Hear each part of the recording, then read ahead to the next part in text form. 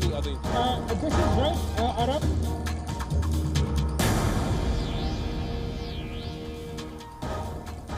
Hello and welcome to WION Live Broadcast from Washington, D.C. I'm Simon Marks. With less than a week to go for the August 31st withdrawal deadline, the Western allies have tried to speed up their evacuation process, while thousands of Afghans still wait at Kabul airport to be airlifted to safety. We'll get you all the latest details on the turmoil in Afghanistan, starting with the day's latest headlines.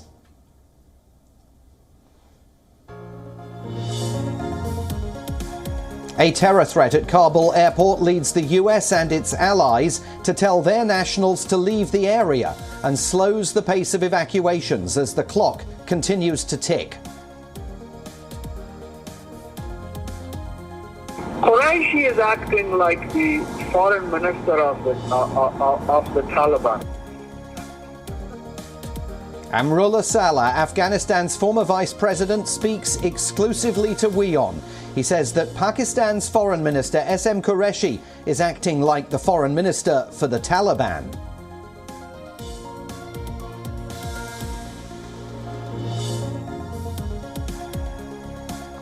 Tear gas is fired at Kabul airport to disperse crowds after Western forces failed to remove desperate Afghans trying to enter the airfield.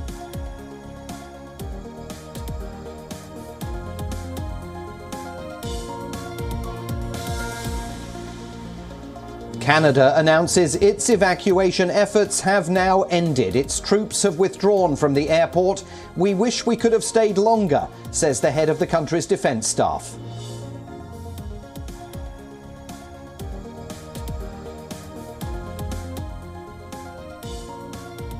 And France begins the last leg of its evacuations from Afghanistan. The French Prime Minister confirms the country will end its operations to evacuate French nationals and at-risk Afghans by Friday night.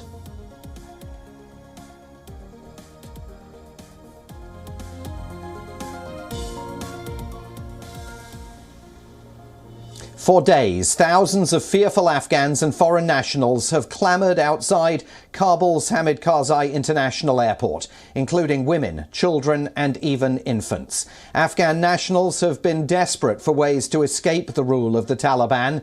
But as the final date for the military withdrawal chosen by President Biden approaches, a terror attack warning was issued for the airport. Near identical alerts published by London, Canberra and Washington simultaneously urged people gathered in the area to vacate and move to safer locations. The US, Australia and Britain are urging people to move away from Kabul airport due to a terror threat. Thousands of Afghans have gathered outside the airport in recent days, hoping to be able to leave the country. Taliban fighters had promised to provide security in the area, but there have been intelligence reports of an imminent threat from Islamic State militants, a threat which NATO and its allies say cannot be ignored. Australia's Foreign Affairs Minister, Marise Payne. Our clear travel advice is now do not travel to Hamid Karzai International Airport. And if you're in the area of the airport, move to a safe location and await further advice. Afghanistan remains highly volatile and dangerous. Be aware of the potential for violence and security threats with large crowds. There is an ongoing and very high threat of terrorist attack. Pressure to evacuate those who helped Western nations during the 20-year war against the Taliban has intensified, with US and allied troops due to leave next week. The Taliban says foreign troops must stick to that deadline. Since they took over Kabul 11 days ago, the US and its allies have mounted one of the biggest air evacuations in history. More than 88,000 people, including 19,000 in the past 24 hours, have been got out. Good afternoon. US Secretary of State Antony Blinken said on Wednesday around 1,500 Americans still remained in the country. He said there was no deadline for the effort to help those who wanted to leave. People stuck in Afghanistan are growing desperate to leave the country. This as the US confirms the evacuation process will be concluded next week. And within the last hour, the Canadians have announced their evacuation operations have already wrapped up. The head of the country's defence staff saying he wishes his forces could have stayed longer and conceding they have not been able to complete their mission. The visuals on your screen were shot outside Kabul airport on Wednesday. People were standing knee-deep in sewage. They were waving their identity documents at foreign troops in a bid to secure entry to the airfield. People waited as a number of military planes carrying evacuees departed.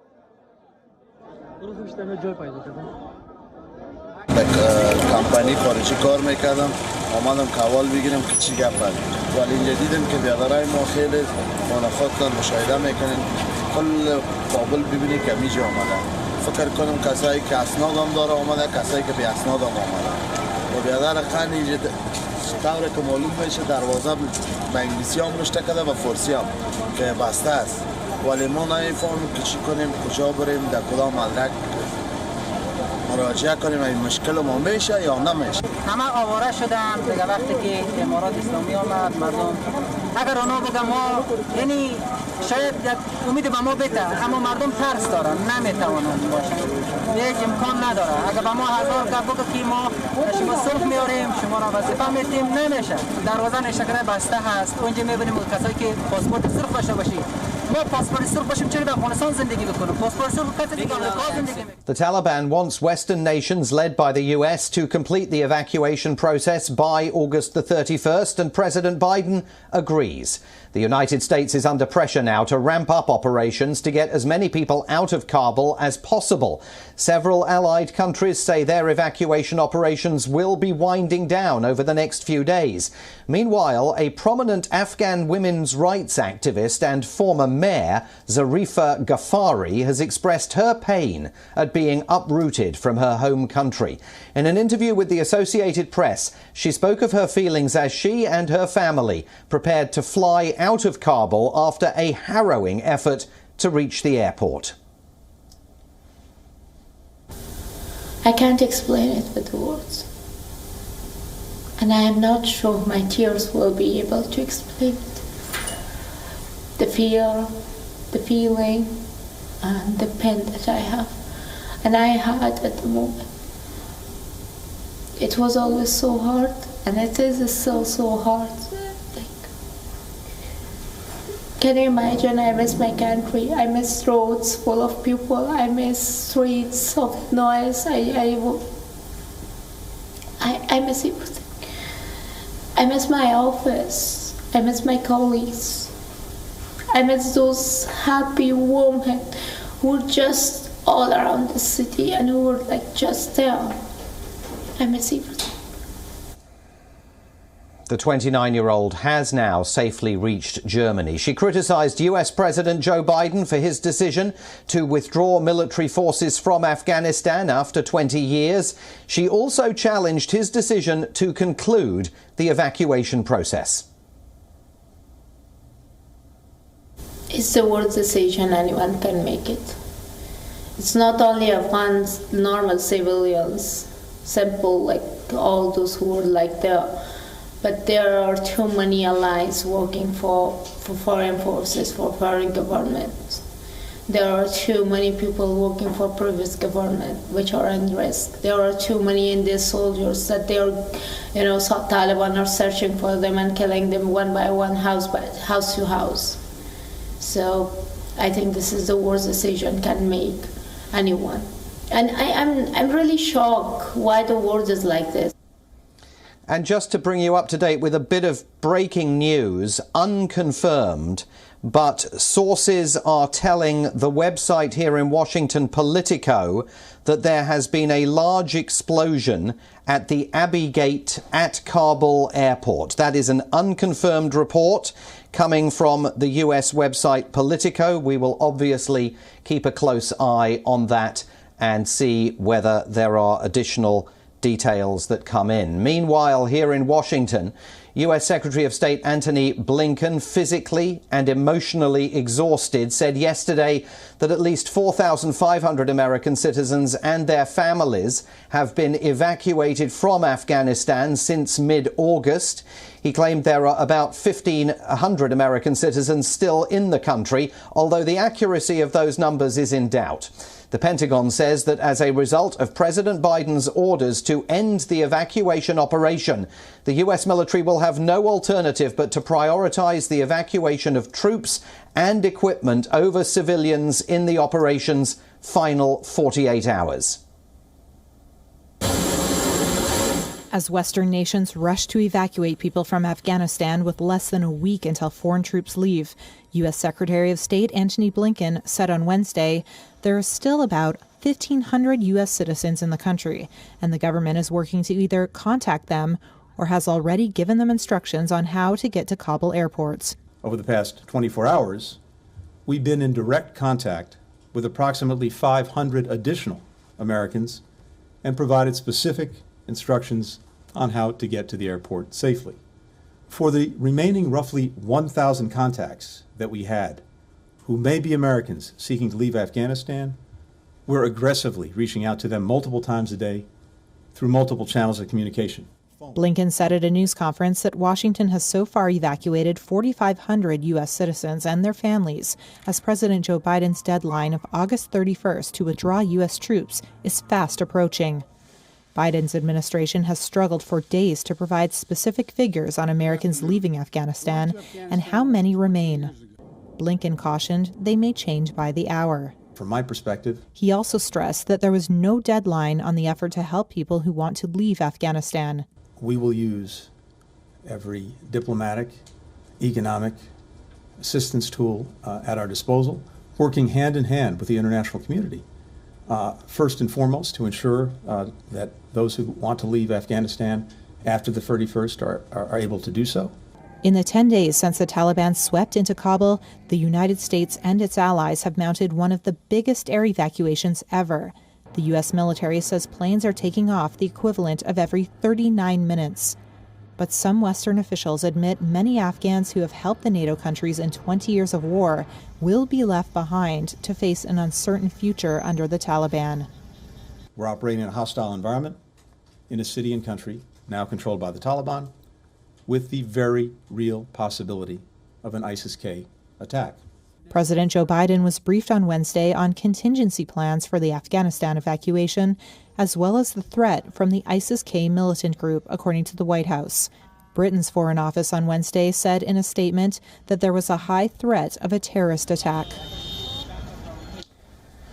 And just to get you more on that breaking news, it is now confirmed that there has been an explosion at the Abbey Gate at Kabul airport. There are images now on social media of some Afghans who appear to have been injured in that explosion. No indication yet as to the precise nature of the casualties and whether any members of foreign forces were targeted by that explosion or in any way caught up in it. But clearly this is a dynamically moving development in Afghanistan, coming as it does just a matter of hours after the United States, the British and the Australians had issued a security alert warning of a terror threat to the airport. We're seeing reports now coming from a Beirut newspaper that dozens of British nationals were queuing in the area in a bid to get on some of the last UK flights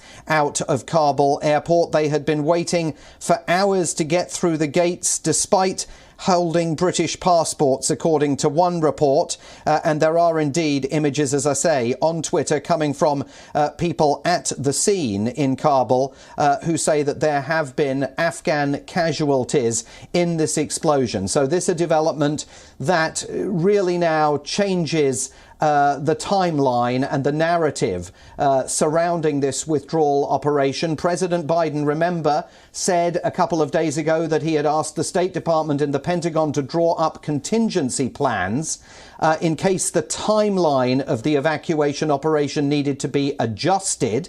It was taken here to suggest that he meant in case he had to extend the timeline for the evacuation, but it could equally have meant in case he needed to terminate the operation early. The president is at the White House preparing to meet with the visiting Israeli Prime Minister Naftali Bennett. That meeting due to take place, I think, in about 45 minutes' time.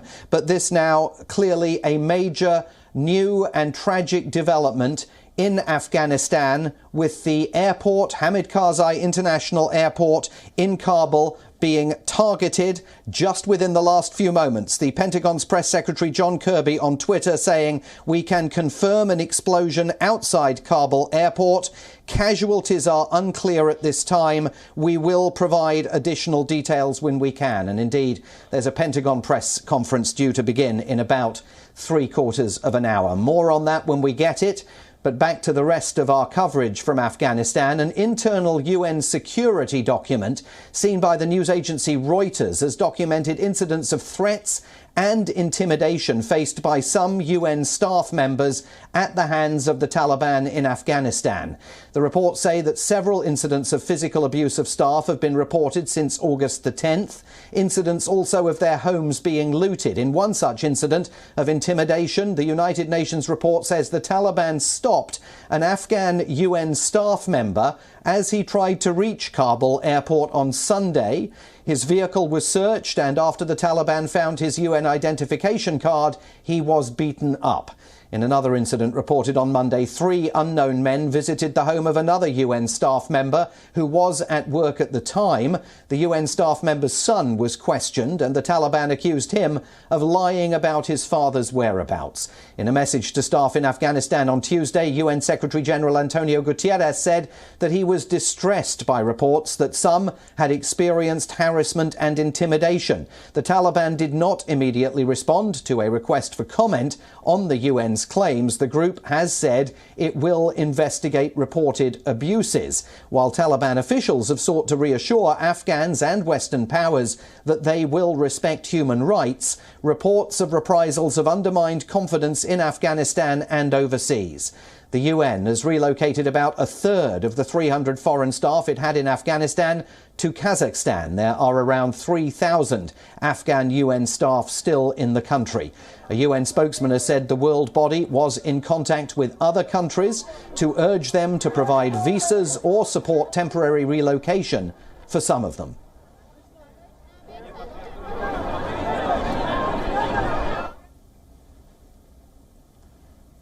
Now to the Panjshir Valley. It's the last standing bastion that has not fallen to the Taliban, and one of the men leading the resistance is Amrullah Saleh. The former Afghan vice president is seen as one of Afghanistan's most prominent anti-Taliban voices, even now when the group controls more than 90% of the war-torn country. As the fighting in Panjshir continues, WION's executive editor, Palki Sharma Upadhyay, spoke to Amrullah Saleh to assess the situation on the ground. Speaking about former Afghan President Ashraf Ghani, Amrullah Saleh called his decision to flee a stain on Afghanistan's history. He also took on Pakistan for supporting the Taliban, saying that Pakistan's Defence Minister Shah Mahmood Qureshi is acting like the Taliban's foreign minister. Here's an excerpt. You can catch the full exclusive interview at 10 p.m. Indian Standard Time and at 4:30 p.m. GMT. Do you see the exit of President Ghani as a betrayal? I would say if he has stayed with the nation, and if he has stayed with the soil, and if he honored his word, it would have been much, much better, both for him, for his legacy, and for the Afghan people. A few days before the collapse of Kabul, he said, "I am a fan of King Amanullah, the king who regained our independence from the British, but at times of difficulty and insurgency, he left the country, he left us alone, and that's a stain in our history."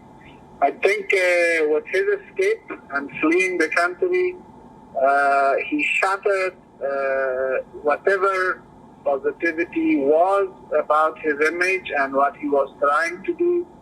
At the right moment, he did not show sense of sacrifice and sense of giving back to the country, back to the soil. I feel very sorry for that. Let's think of it this way. Even if he was captured by the Taliban, him being a prisoner in the Taliban jail would have been a point of rallying for the Afghan people, a point of outcry by the international community. I don't think his exit from Afghanistan, his escape, has either helped him or those who were around him. They go very dark in history. But what have you heard of the leader Akhundzada? Where is the emir of this new emirate of Afghanistan? Well, I don't know. I mean, if he is really in Afghanistan, they have to show him. He has to speak. So a lot of the Taliban leaders who have now come to Kabul, they have come from Pakistan. Pakistan's backing of the Taliban is not an exotic story. It's not new. We all know it. And look at the Pashtun literature of our country today. Every Pashtun writer, author, scholar is boiling. And they are saying our country has been occupied creepily by the Pakistani establishment. Qureshi is acting like the foreign minister of the Taliban. Can Pakistan subsidize a terrorist state, a pariah state in Afghanistan? If they can, congratulations. Let's see. Final question, Mr. Saleh. How do you see India's role, and what kind of help or support or engagement do you see from the Indian side in the days and weeks to follow? India is a regional economy, and it is also increasingly having a say in global affairs. I'm not sure India will sit idle and do nothing. I just read the news that India has started consultation with countries of the region. Look, Afghanistan, unfortunately, it has a very precious location, and this valuable location sometimes is our asset, sometimes it's our value. It is sometimes not our asset, liability. But no country in the region wants to see Pakistan dominating Afghanistan and projecting power from my country to further its ill intentions and ill intentions in the region. Sooner or later, this will be challenged, and Pakistanis will pay a heavy price. It is still early. It is still early to stop the Taliban declaring their emirate. It is still early to bring the UN and have a meaningful political settlement. If they don't do this, if they have calculated that they can subsidize a pariah state next door, it will be the choice of the Pakistani generals. And as we've been telling you over the last few minutes, the situation in Afghanistan has just become even more complex and hazardous, with confirmed reports now of a suicide bomb attack on the Abbey Gate at the north of Kabul airport. That's the entrance where hundreds and thousands of people have been clamouring and congregating over the last several days. There is no word yet on casualties, although some images from the scene on social media suggest that there have been at least some Afghans injured in the blast. President Biden was immediately briefed about these reports. He was, when they came in the Situation Room at the White House here in Washington, D.C., meeting with his national security staff, including Defense Secretary Lloyd Austin, the chairman of the Joint Chiefs of Staff, Mark Milley, and the Secretary of State, Antony Blinken.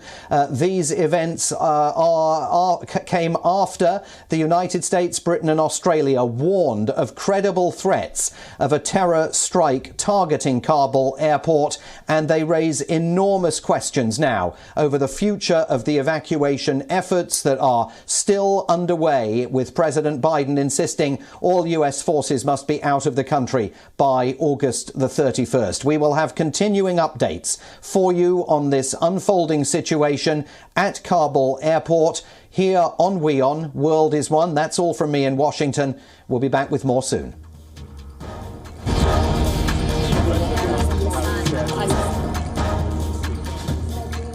This is right, Arab.